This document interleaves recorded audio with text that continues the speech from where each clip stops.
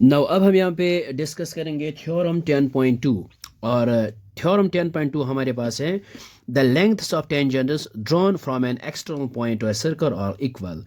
और एक सर्कल है हमारे पास और एक्सटर्नल पॉइंट पे हम सिर्फ दो ही टेंजेंट्स इसको ड्रॉ करते हैं, लेकिन इनकी जो लेंथ है वो इक्वल होगी और यही तो हमें यहाँ पे प्रूव करना है।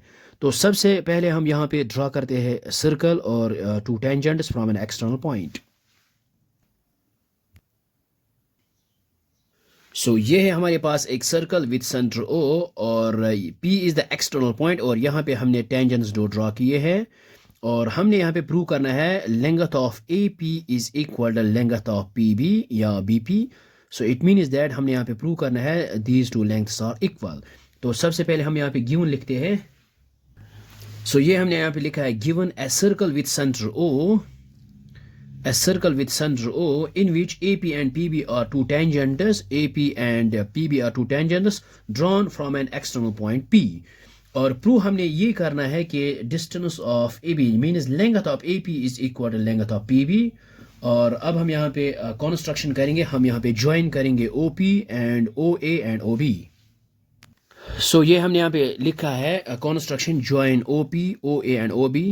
और यहाँ पे हम डायरेक्ट प्रूफ लिखेंगे। हम यहाँ पे लेंगे इन ट्रायंगल, एक लेंगे ट्रायंगल हम ये ओ ए पी और सेकेंड ट्रायंगल लेंगे ओ बी पी, यहाँ पे लिख सकते हैं इसको।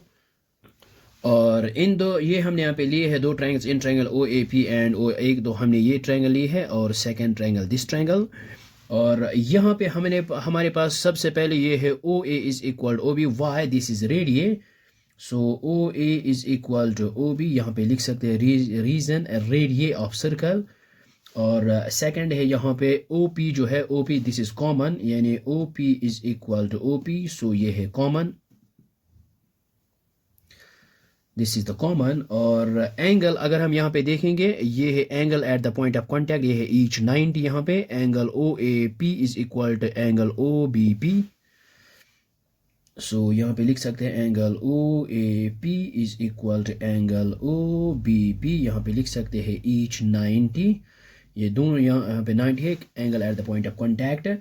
और अब हम यहाँ पे यूज करेंगे direct by R H S rule.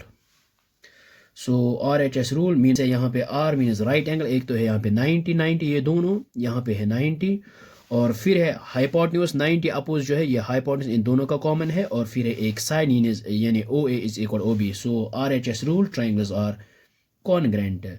सो ये दो ट्रायंगल्स हमारे पास कॉन्ग्रेंट है तो हम यहाँ पे लिख सकते हैं triangle O A P is congruent triangle O B P. और ये जो कॉन्ग्रेंट है तो it means that corresponding sides are equal.